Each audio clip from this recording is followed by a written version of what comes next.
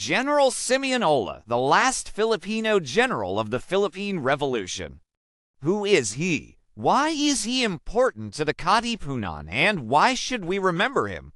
Hey guys, how's it going? It's me from the channel. And today I want to talk about a very interesting figure in Katipunan, a military leader who sadly has been forgotten through time.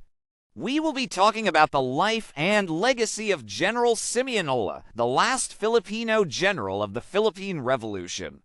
Let's get into it. So, what made Ola important in the KKK and even in the Philippine history itself? Well, for one, he was the highest-ranking officer to have survived the Philippine Revolution. He was the only general who lived to tell the tale of what really happened during those times. But he didn't just live an ordinary life after the revolution. No, sir. He actually continued his work as a soldier, but this time under the service of the United States Army, and he continued to serve up until he became a full colonel. That is something that many people don't know about. But why did he switch sides? Was he forced to, or was he paid handsomely by the Americans? Well, there are several reasons why he switched sides, and he himself explained them. In his book, The Philippine Revolution, which I highly recommend you guys to read by the way, he explains why he decided to continue his military career but under the service of the Americans. Now, I am going to share with you some parts of his book where he explains these reasons. He says here that when Aguinaldo fled, he had to leave everything behind, including his personal belongings. So when he arrived in Hong Kong, he literally had nothing but the clothes on his back. And then he continues to say that many Filipinos who were living in the North at the time of the revolution lost all their property and were virtually penniless. This, plus the fact that the Americans were paying their soldiers and giving them supplies while the Filipinos were not being paid and were barely surviving, caused many Filipinos to join the Americans. Another reason was the presence of American commissaries everywhere. They supplied food, clothing, and medicine to the troops free of charge, which wasn't the case for the Filipinos. When Ola was asked if he was promised a commission by the Americans, he said, "I was not. I joined the American service because I saw that they had better arms, more abundant supplies, large means of transportation, and most of all, because I wanted to stay in the army." Ola's decision to remain in the military rather than go home to his farm was motivated by patriotism. He wanted to fight for the independence of the Philippines from both Spain and the United States. He says, "I wanted to remain in the army no matter under what flag, because I thought that I could be of more service to my country in that capacity than in any other." Now, when he talks about serving his country in any capacity, he doesn't mean serving the Americans. No, sir, he actually meant serving the Philippines. But during those times, he knew that the Americans were the ones who were in power. So, if he wanted to serve his country, then he had to do it under their service.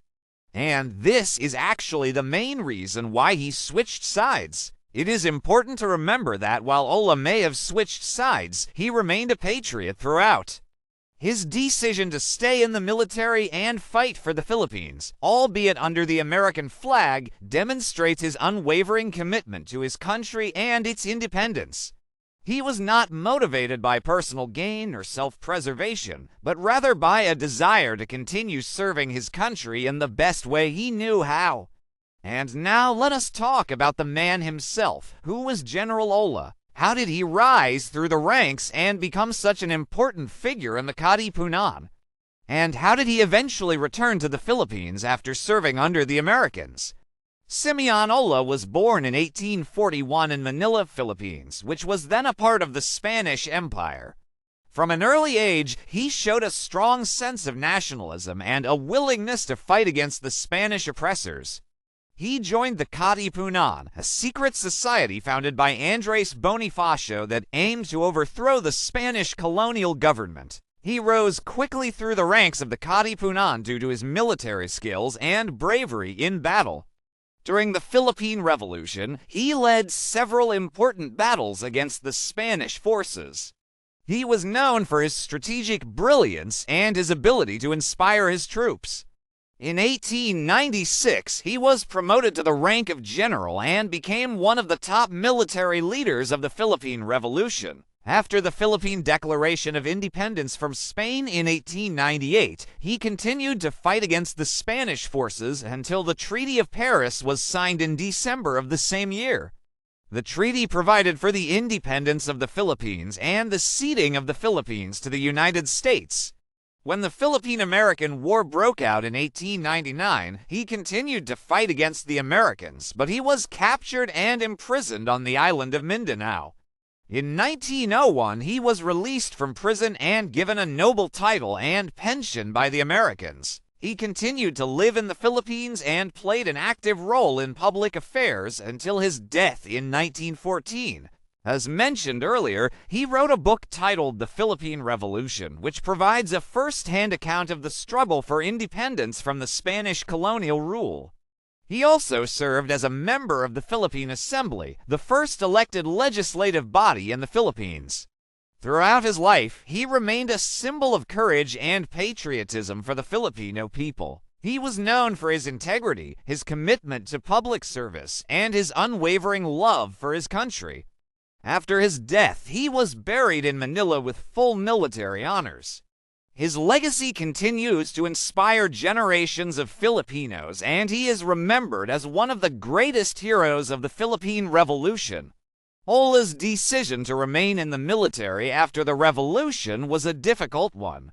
He was torn between his loyalty to the revolution and his desire to continue serving his country. However, he ultimately decided to remain in the military and continue fighting for the independence of the Philippines, albeit under the American flag. This decision was motivated by his belief that he could be of more service to his country in the military than in any other capacity. He fought alongside American troops against the forces of both Spain and the United States. He was known for his strategic brilliance and his ability to inspire his troops. He continued to fight for the independence of the Philippines until he was captured and imprisoned on the island of Mindanao. However, he was later released and given a noble title and pension by the Americans. Despite the hardships he faced, General Ola remained a symbol of courage and patriotism for the Filipino people. He was known for his integrity, his commitment to public service, and his unwavering love for his country.